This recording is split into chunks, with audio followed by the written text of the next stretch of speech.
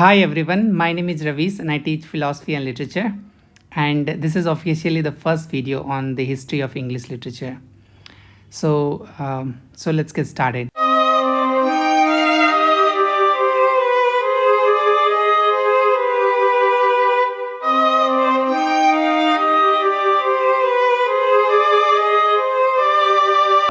And in this video, we will begin with Old and Middle English.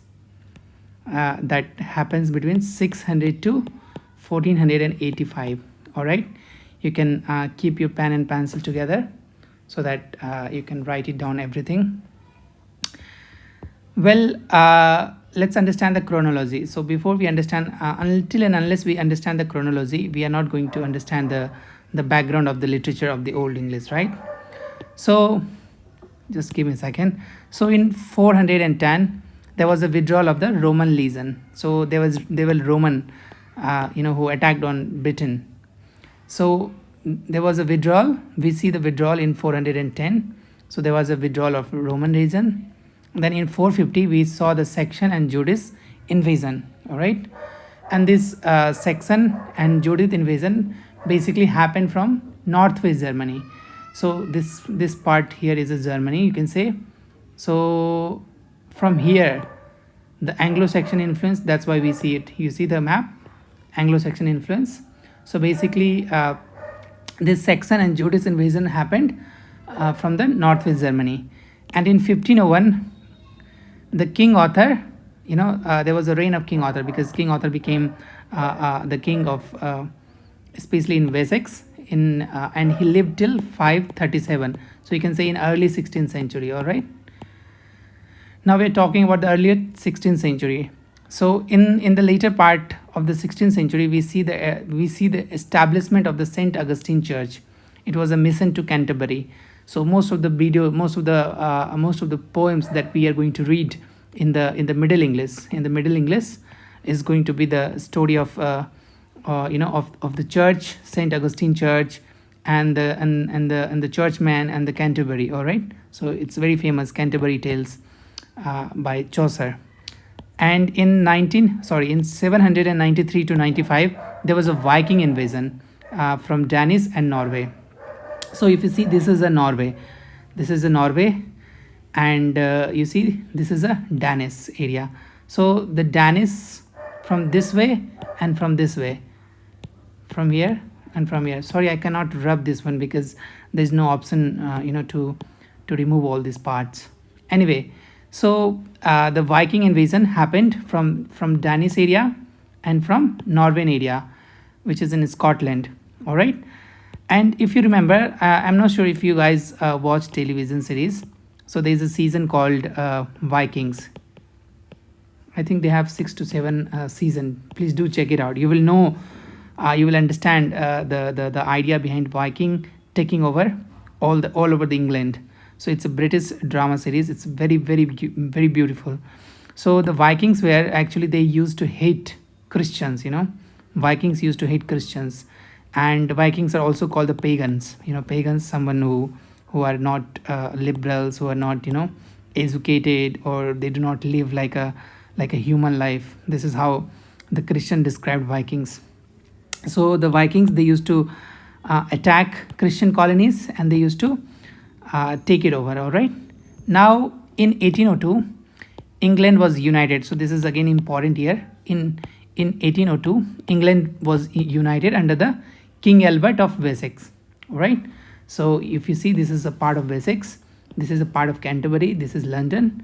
So there was many many times England so there was many invasion after this also, and many times even England actually they united themselves, but this is the most important one. Now this is the most important date, 1066. So this is basically the history. This is the date from where actually the history begins. So this was a Norman conquest.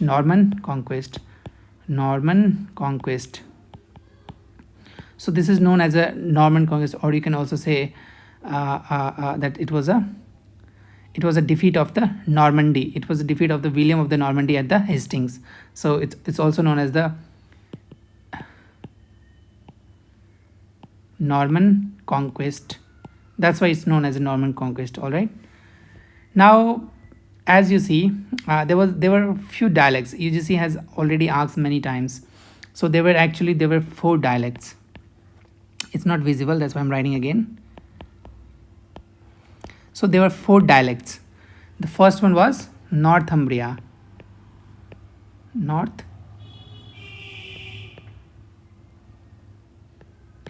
The first dialect was Northumbria.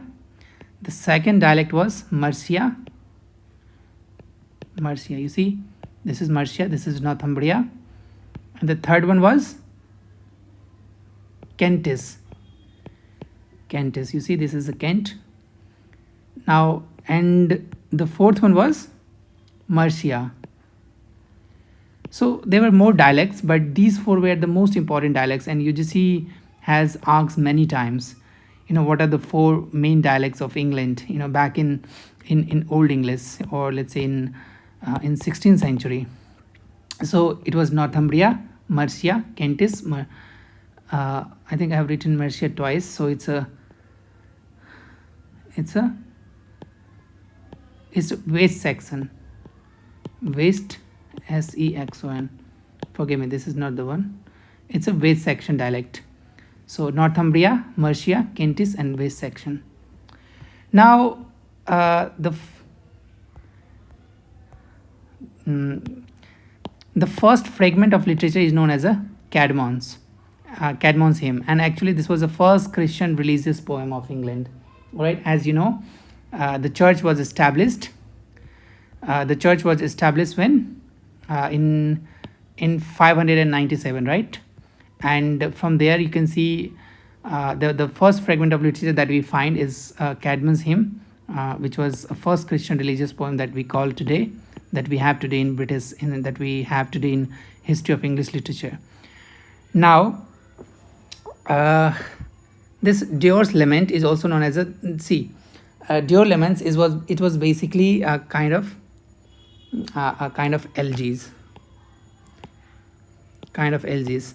and this is a part of this one. It says, "Deor my name, dear to my Lord, that evil ended, so alas may this."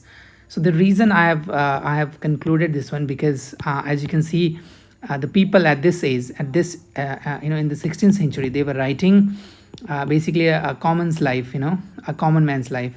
So they were trying to portray their poetry. They were trying to portray the common people's life, everyday life, in their poetry. So that's what the poetry was all about. The poetry was about the common man. Now, there are a few things that you need to remember, that you need to write it down. First is that the surviving literature, the surviving literature is contained in 4 manuscripts. See, I'm not sure if UGC will ask this question, but it is important to know that there were only 4 manuscripts on which the entire Old English is survived. They have compiled all the parts of the Old English literature that had been survived over the ages, and they have compiled in 4 books. The first book was Exeter. So in Exeter, Exeter, in Exeter book, and do remember this, in Exeter book we find all the poetry collections. All right, poetry collections. And the second book was the Vercelli book, Vercelli. The third one was Janus manuscript.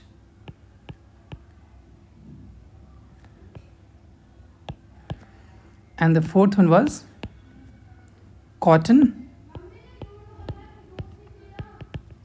Vitellus, Vitellus. So these were the 4 books in which we find all the surviving part of the literature. All right. Now let's look at some of the features of Anglo-Saxon poetry. So because since we are studying Old English, this is also known as the Anglo-Saxon age or period, you can say. So in this age, there were few elegies were written. So some of the important elegies were the seafarer, the seafarer, and then we have the wanderer, and then we have the wife's lament, and then we have the husband masses, the husband's masses,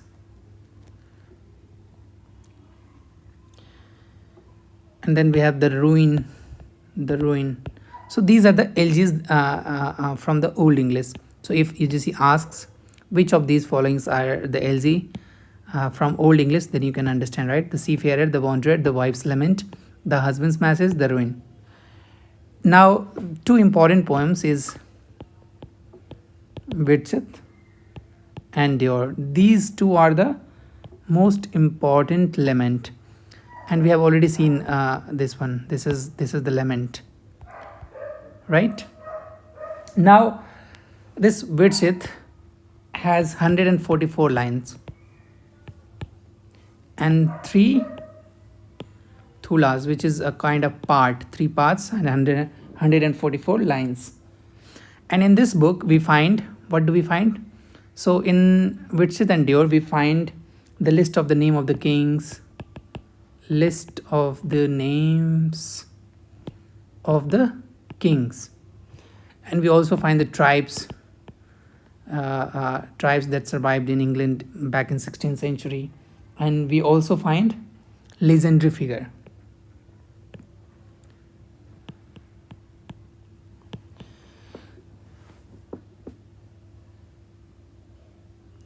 Now let's understand the features. As we are reading the Old English and Anglo-Saxon age, you need to understand the features of the Anglo-Saxon poetry. So basically there were two common features. The first common feature was the two halves of the lines were separated. Like for instance, if I'm writing a poem, so the two lines, or you can say the two halves of the lines were separated, like so this is half and this is half and this is the entire one line, and they call it caesura. All you have to remember that the two halves of the lines were separated by caesura. So when we used to separate two lines, or let's say two parts or two halves of a particular or single line, we used to call it caesura. And there was a inflectional, which means that the language was not subtle, language was not accurate. For instance, if someone is writing any particular statement, so they would do something at the end. I can't remember any words, but you can say that, for instance, if I say GEATLAND, so Gatland. So this is a great land, but they used to change a little bit. They used to change the words a little bit, because there was no dictionary back then, right? So whatever they felt, they wrote it, all right? And they also were also trying to make it a rhyming pattern. In order to make a rhyming pattern, they used to play with the words. So there was no fixed word. So that's why we call it inflectional. So these were the two important, you can say, the features of the Anglo-Saxon poetry. Now, two very important work. One is Cynulf cycle and the second one is Beowulf. Now you need to remember that the Beowulf is the first longest poem that survived, or you can also say, generally we call it Beowulf, the oldest surviving text. So Beowulf.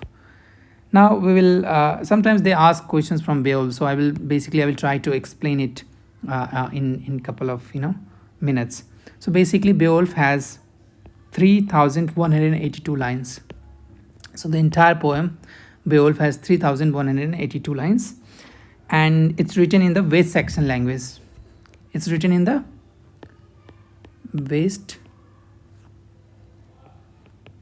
Saxon language. All right, please do remember. And on the other hand, this Sinulf cycle is written in Northumbrian dialect. Northumbrian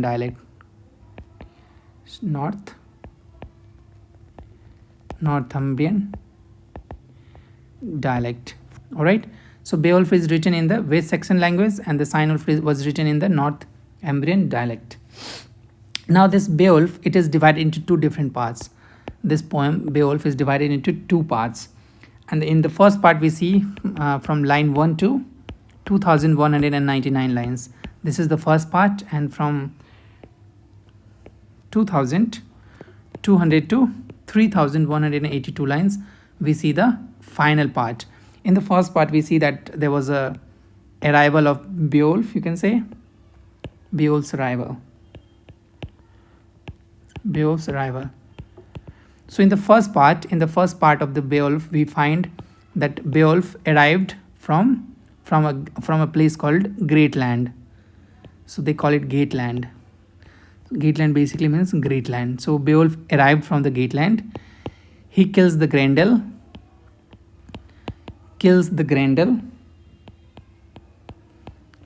and its mother as well. So this is the first part. In the first part of the Beowulf, we find that the Beowulf arrived from Gateland. He arrived where? Denmark. He arrived in Denmark from Gateland, and he kills the Granda and its mother. And in the second part, we find that basically it begins after 50 years later. 50 years later. In the second part happens after 50 years later, and in here we find that Beowulf establishes himself as a king, and then at the end we see his lament after his death. Lament of the king Beowulf. So that's the entire story of Beowulf. So if you further go deep into it, then you can just pause this video and you can check it out, the entire rising and falling action of Beowulf. All right. Now one important thing you need to remember is that between 12th century to 14th century, French influences, there was a big French influence. People generally used to read everything in France in French language because as you know, British language, which is English, is basically is a combination of so many different languages, right? From Spanish, they took some words from Spanish, some from French, but we can see the French was the main language in England, all right, between 12th to 14th century. And this French was spoken in all over the high places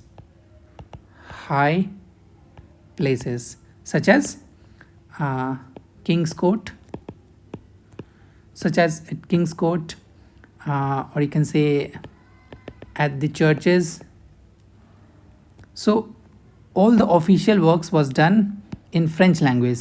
All the aristocrat people, they used to speak French, and the English was a vernacular language, meaning that it was a language of the people, of the middle class or the lower class. Language of lower class and the middle class. So English was spoken only by the people of lower class and the middle class. But later what happened? Was when King Henry V came onto the throne, he actually changed the entire scenario, and French was rejected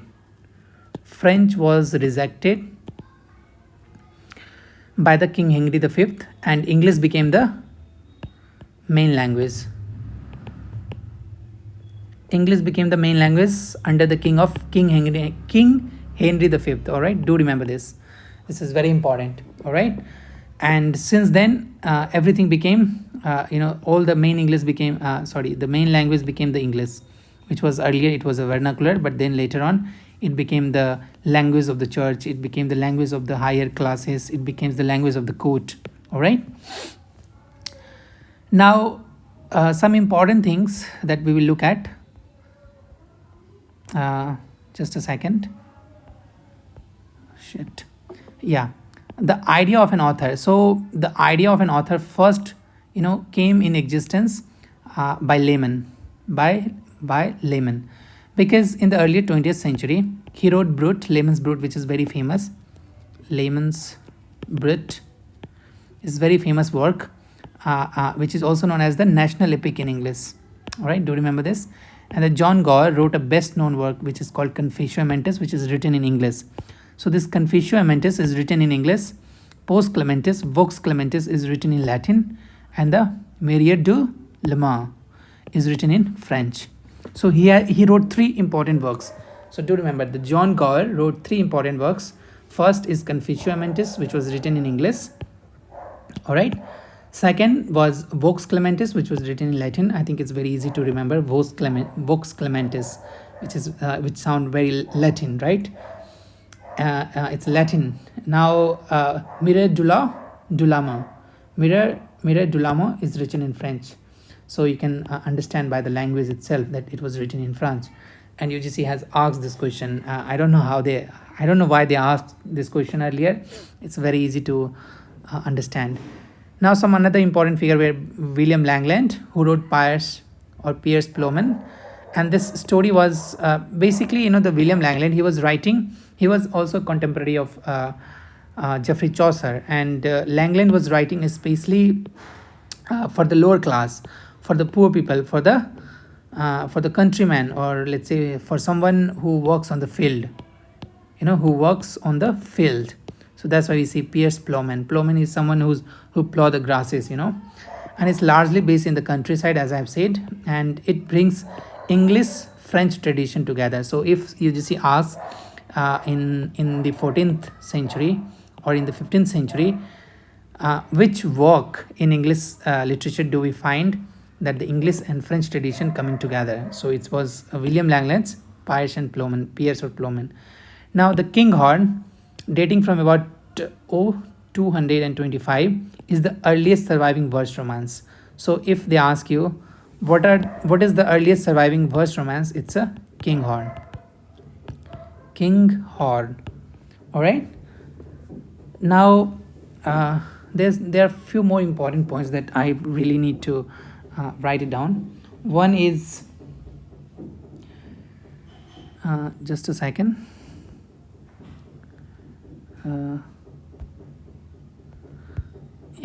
Just a second. One is Venerable Bede. So Bede, right? He wrote a book called Ecclesiastical, ECCLES. I think the spelling is ECCLESIASTIC, Ecclesiastical History of the English people. So this was a work written by Bede, and it is recorded about the Cadmans and his book called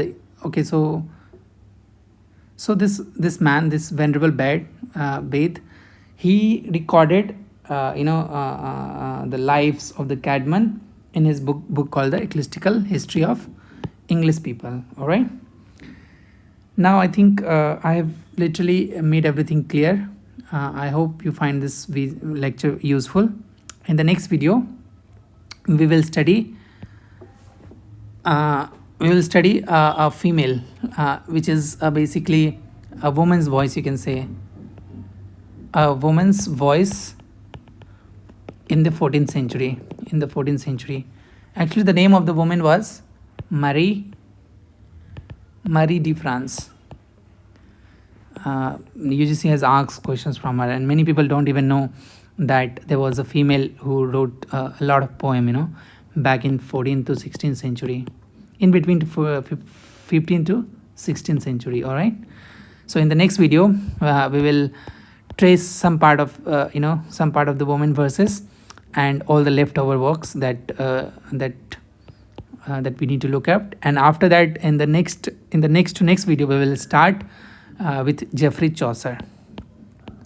So from Geoffrey Chaucer, we can say it's the beginning of the modern English. All right.